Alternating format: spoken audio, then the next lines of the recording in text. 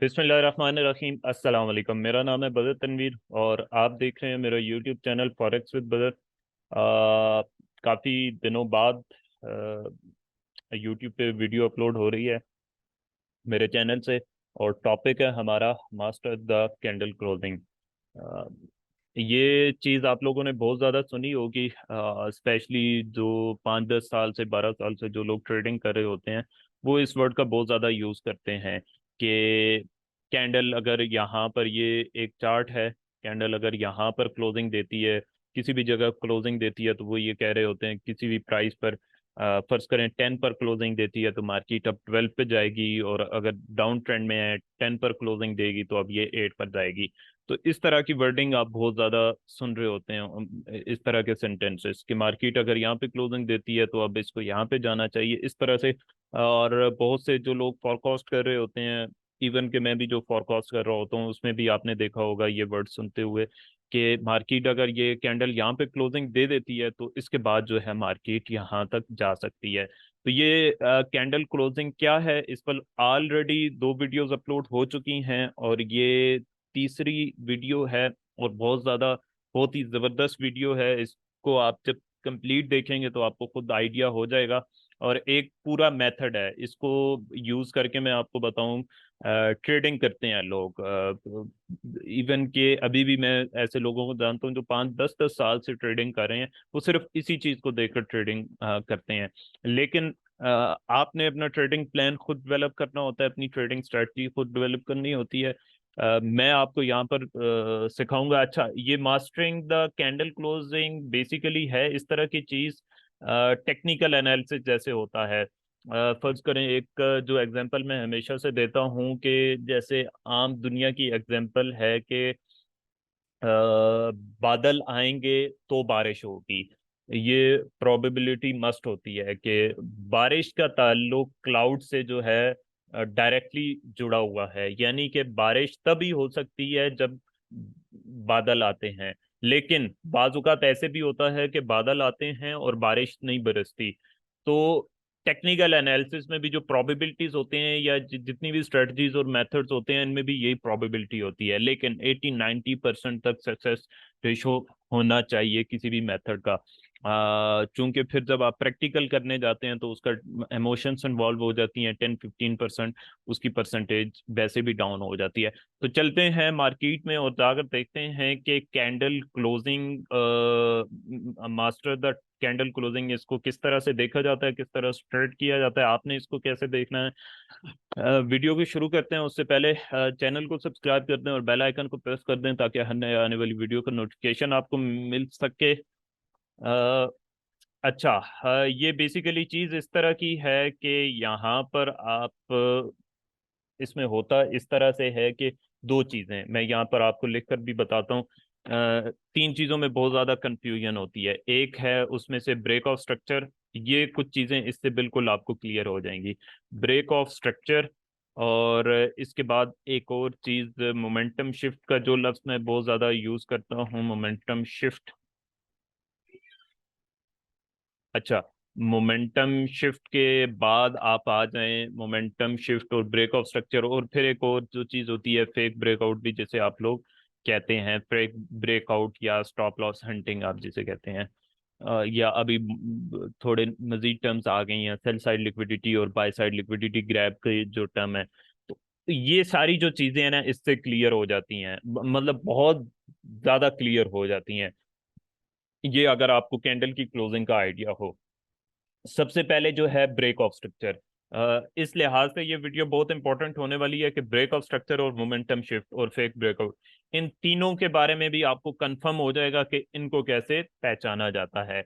सबसे पहले तो आ जाएं इस तरह से, फर्ज करें ये एक स्ट्रक्चर चल रहा है मार्केट में, ये चीज। अब इसमें हम जब एक मार्केट ब्रेक ऑफ स्ट्रक्चर करती है तो यहाँ पर हमें क्या चीज चाहिए, यहाँ पर फर्ज करें कि हम कोई भी टाइम फ्रेम देख रहे हैं। फर्ज करें हम देख ले कह लेते हैं कि इस जगह पे जो है ना हम देख रहे हैं, H1 को देख रहे हैं, फर्ज कर लिया। अच्छा, H1, इसमें इसकी इसके बैकग्राउंड को मैं ख़त्म कर दूं। अच्छा, एच वन में इसको देख रहे हैं हम, और इसमें अब मार्केट ने इधर ब्रेकआउट दिया है, लेकिन अभी एक कैंडल ऊपर क्लोजिंग हुई है। इसमें दो चीजें आपने देखनी है। नंबर वन जो आपने चीज देखनी है कि मैं सिर्फ इंट्राडे ट्रेडिंग की बात करूंगा कि इंट्राडे ट्रेडिंग में जो चीज आपने देखनी होती है, इंट्राडे ट्रेडिंग के अलावा भी, सिर्फ इंट्राडे ट्रेडिंग के लिए नहीं, इसके अलावा भी यहाँ पर अगर एक कैंडल क्लोजिंग देती है ना, तो वो अभी ब्रेकआउट कंफर्म नहीं होया होगा। क्योंकि आपने बहुत से मामलात में देखा होता है कि नेक्स्ट कैंडल जो है ना, वो फौरन से वापस आके क्लोजिंग दे देती है। यही चीज हमने आगे देखनी है।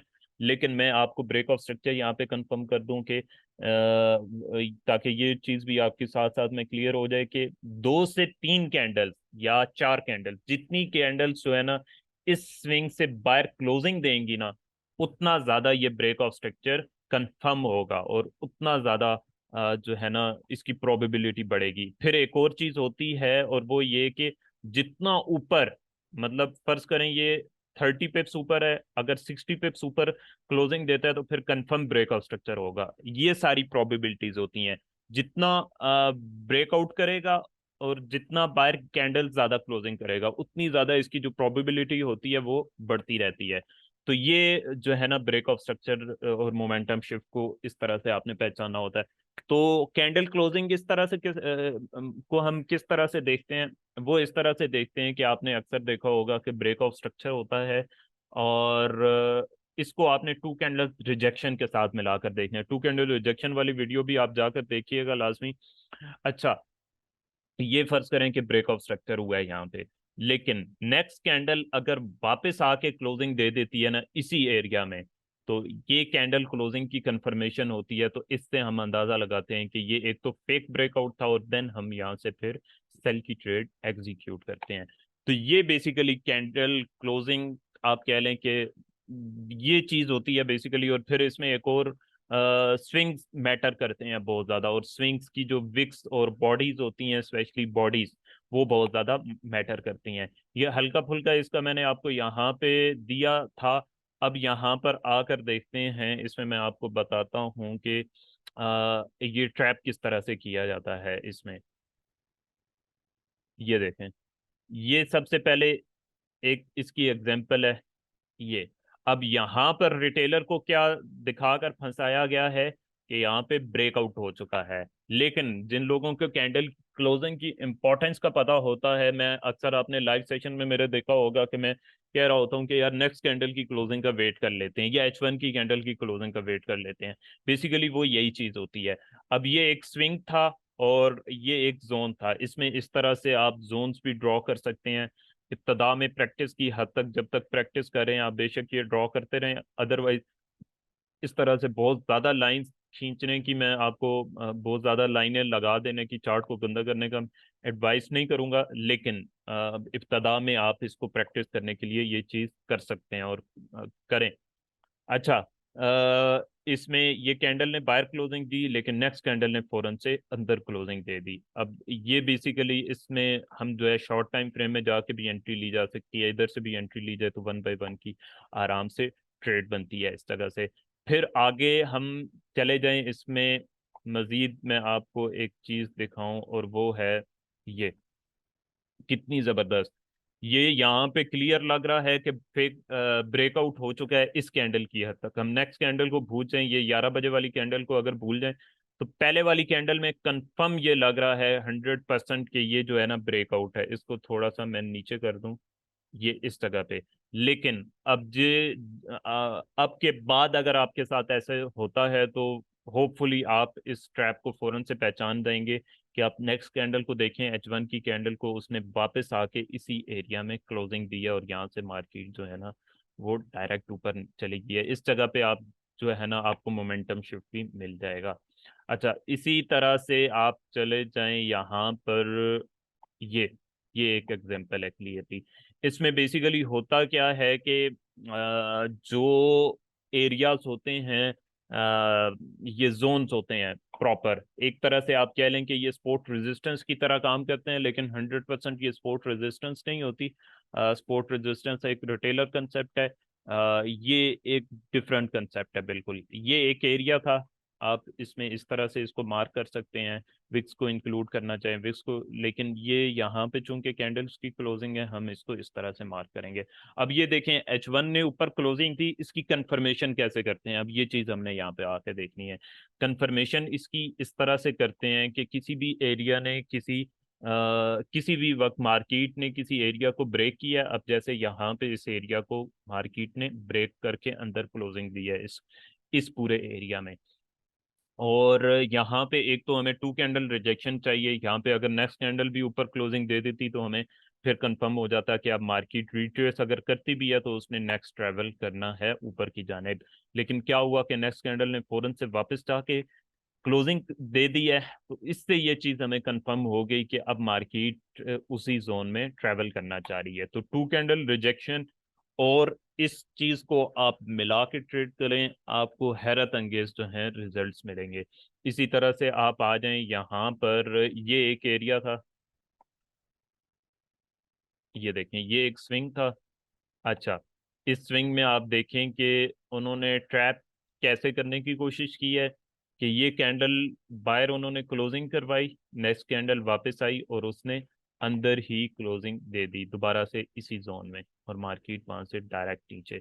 ये अगर आपको सिर्फ इसी पर अगर आप ट्रेड करना शुरू कर दें तो रिजल्ट्स आपके सामने हैं। कोई भी आप एग्जांपल उठा के देख लें, इसके ब्रिलियंट रिजल्ट्स हैं। और 100% बाज औकात इसमें ये होता है कि हल्का फुल्का नीचे क्लोजिंग दिलवा के और बाज औकात वहां पे कोई कैंडलिस्टिक पैटर्न बना देते हैं और वहीं से जो है ना मार्केट को नीचे ले आते हैं। अब ये एक एरिया है, बहुत ही क्लियर एरिया है, ये देखें ये बहुत ही क्लियर एरिया है।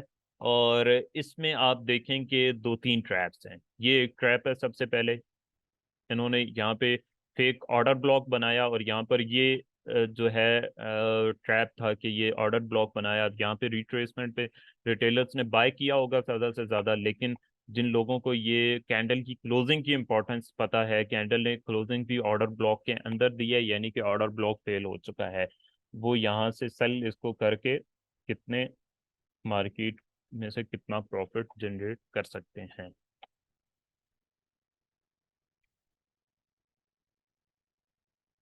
अच्छा, मजीद हम इसमें ये वाला एरिया हमने देख लिया।